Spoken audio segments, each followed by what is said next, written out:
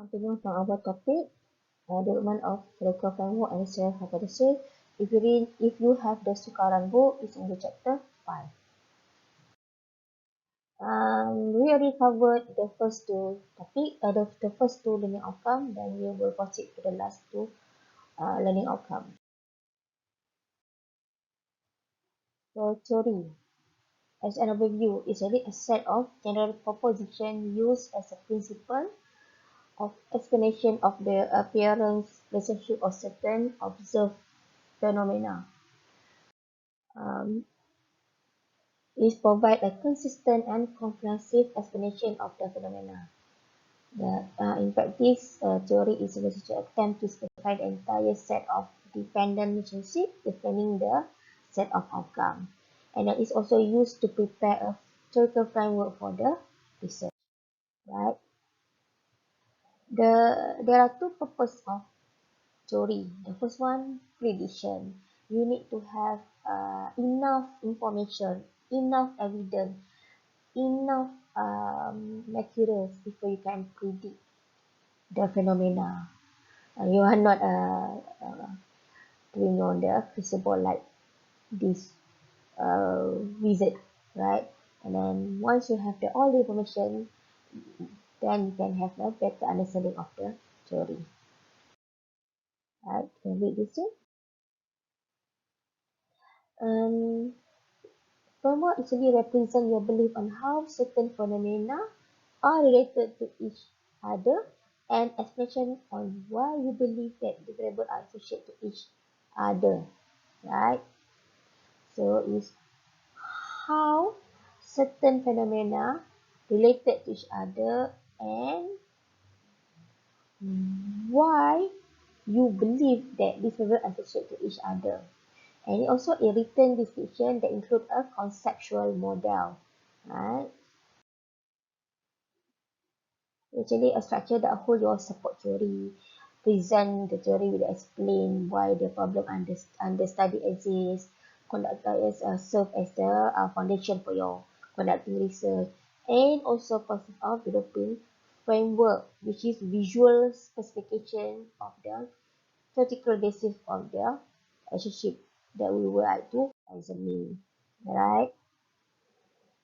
A conceptual model, right, is really important because actually it gives the logical sense of relationship among those level factors and also a foundation deductive for the entire project, right?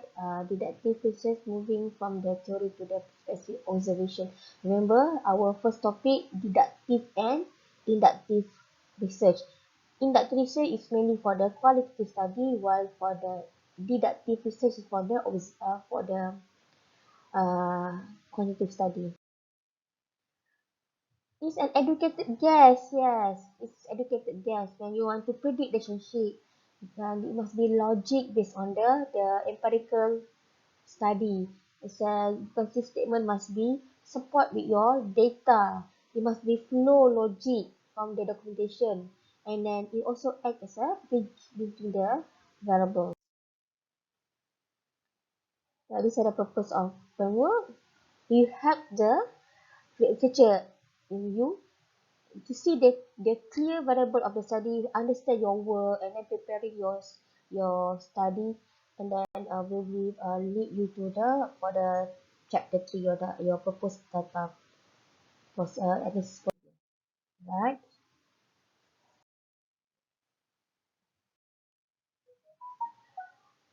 The good theoretical framework actually a visual diagram of the framework prepared clearly illustrate the hypothesized relationship so that your reader, your examiner, your supervisor understand your story, right?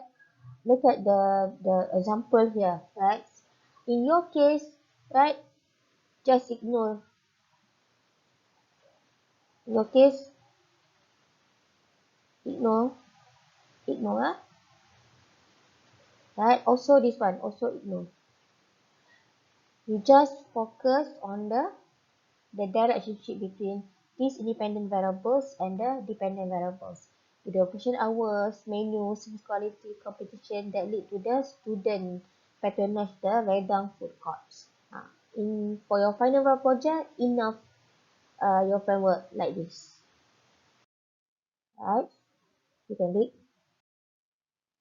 Right. Hypothesis and reciprocation the same.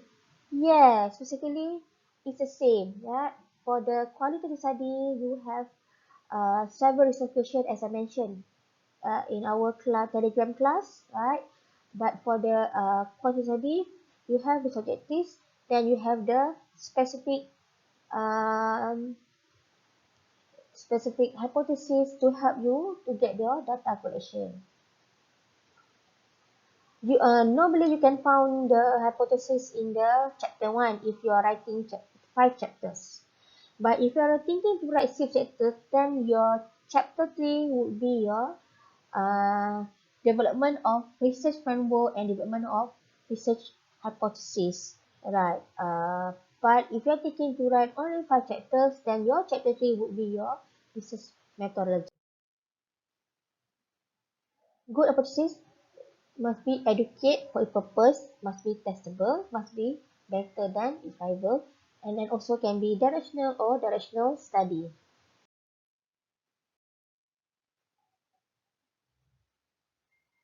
Usually unproven proposition. So possible solution to problem and a educated guess.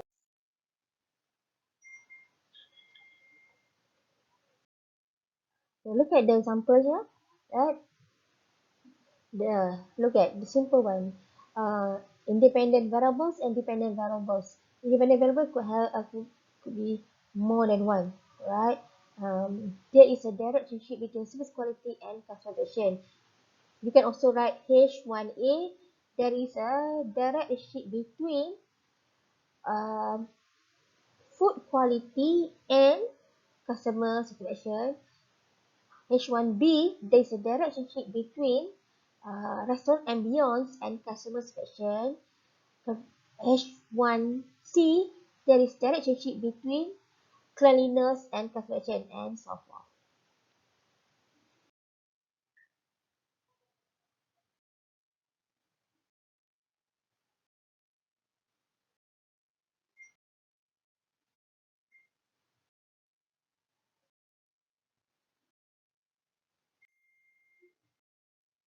Right.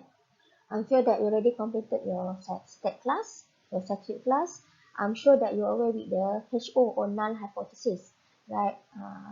In our discipline, in hospitality or in marketing, usually we doesn't have HO. We only H1, H12, H13, and so forth. We also have your H1A, B, H1, H1B, H1C, H2A, 2B, right? Uh, once you analyze your data, then from there you'll be able to reject H1 or accept H1. But in the stat class, you can only reject HO or you reject H1. You cannot accept H1. Right? There are two different things. So uh, for next time, you must understand this one because you are going to analyze your data.